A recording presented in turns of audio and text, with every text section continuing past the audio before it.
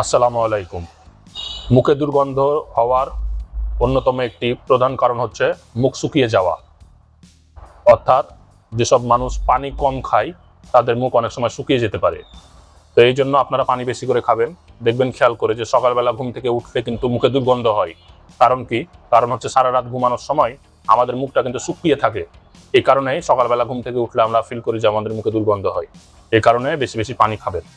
মুখে দুর্গন্ধ হওয়ার দ্বিতীয় একটি কারণ হচ্ছে যে মুখের ভিতর অপরিষ্কার রাখা এবং অস্বাস্থ্যকর খাবার খাওয়া। অপরিষ্কার রাখা বলতে গেলে আমি বোঝাতে চাচ্ছি যে যারা নিয়মিত ব্রাশ করে না বা ডেন্টাল ফ্লোস ব্যবহার করে না বা টাং ক্লিনার মানে জিহ্বা পরিষ্কার করার জন্য টাং ক্লিনার পাওয়া যায়, সেটাও যারা ব্যবহার করে না তাদের মুখে দুর্গন্ধ হওয়াটাই স্বাভাবিক। এই জন্য প্রথম করণীয় হচ্ছে নিয়মিত 2 বেলা ব্রাশ করতে হবে।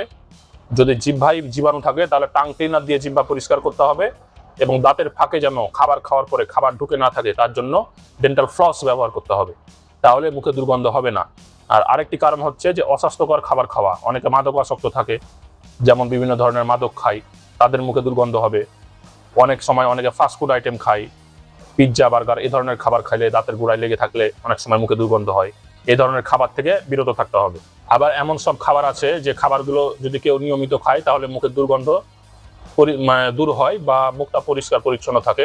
খাবারগুলোকে বলা হয় ডিটারজেন্ট ফুড। এই খাবারগুলোর মধ্যে 1 নাম্বার হচ্ছে পেয়ারা।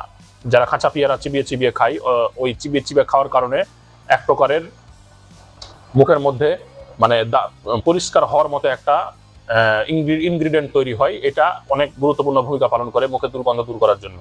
আর একটা হচ্ছে গাজর এবং শসা। এই খাবারগুলোকে ডিটারজেন্ট ফুড এ কারণে বলা হয় যে এগুলা মুখে দুর্গন্ধ দূর করতে অনেক গুরুত্বপূর্ণ ভূমিকা পালন করে, পাশাপাশি স্বাস্থ্যের জন্য ভালো। তাই এই খাবারগুলো বেশি বেশি খাওয়ার চেষ্টা করবেন। মুখে দুর্গন্ধ হওয়ার 3 নাম্বার কারণ হচ্ছে যে মুখের মধ্যে অনেক সময় বিভিন্ন ধরনের রোগ হতে পারে। যেমন হতে পারে হচ্ছে অনেক ধরনের অ্যাবসেস বা পুজ মানে ফোড়া জাতীয় বিভিন্ন ইনফেকশন হতে পারে, সেখান থেকে অনেক সময় দুর্গন্ধ ছড়াতে পারে। সেজন্য আপনাকে অবশ্যই চিকিৎসকের পরামর্শ নিতে হবে এবং সঠিক চিকিৎসা করতে হবে। মুখে দুর্গন্ধ হওয়ার চতুর্থ যে কারণটা আমি খুঁজে পেয়েছি সেটা হচ্ছে যাদের গ্যাস্ট্রিকের সমস্যা আছে, অর্থাৎ যাদের গ্যাস পাম্প করে সব সময় এবং ঢেকুর উঠে, ঘন ঘন ঢেকুর উঠে।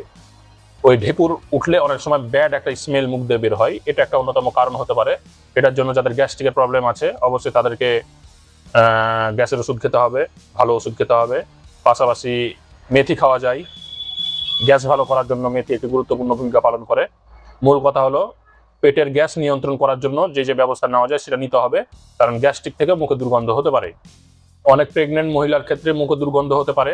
যেমন অনেকে মানে এটা কিন্তু অনেকভাবে দেখা যায় যে আসলে যাদের পেটে বাচ্চা আছে তাদের মুখে দুর্গন্ধ হয়।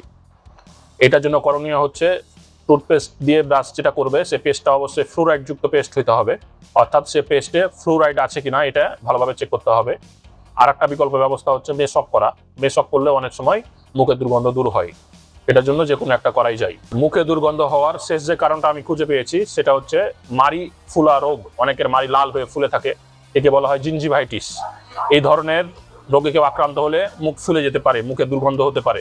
যাদের এরকম মাড়ি ফুলা রোগ আছে, যে রোগটাকে বলছে জিঞ্জিভাইটিস, এই ধরনের রোগ থাকলে অবশ্যই তাকে স্কেলিং করতে হবে। ভালো কোনো ডেন্টিস্টের কাছে গিয়ে আপনার দাঁতগুলো স্কেলিং করায় নেবেন। এটা হলো একটা কার্যকরী সমাধান। আর আরেকটি সমাধান হচ্ছে মাউথ ওয়াশ ব্যবহার করা। অনেক সময় দেখা গেল যে মাউথ ওয়াশ ব্যবহার করলে এই ধরনের প্রবলেমগুলো সলভ হয়, বিশেষ করে মুখে দুর্গন্ধ। এই জন্য মার্কেটে অনেক ধরনের মাউথ ওয়াশ পাওয়া যায়। আমি কয়েকটার নাম বলে দিচ্ছি, যেমন লিস্টার, ওরো কেয়ার, ওরাল কেয়ার, এই ধরনের বিভিন্ন ধরনের কোম্পানি ওয়াইজ কিন্তু মাউথ ওয়াশ পাওয়া যায়। আপনারা কোনো একটি মাউথ ওয়াশ নিয়ে নিয়মিত কুলকুচি করতে পারেন, তাহলে আপনারা বুঝতে পারবেন যে আপনাদের মুখে দুর্গন্ধটা চলে যাচ্ছে আস্তে আস্তে। তো দর্শক, আজকের ভিডিওটা এই পর্যন্তই।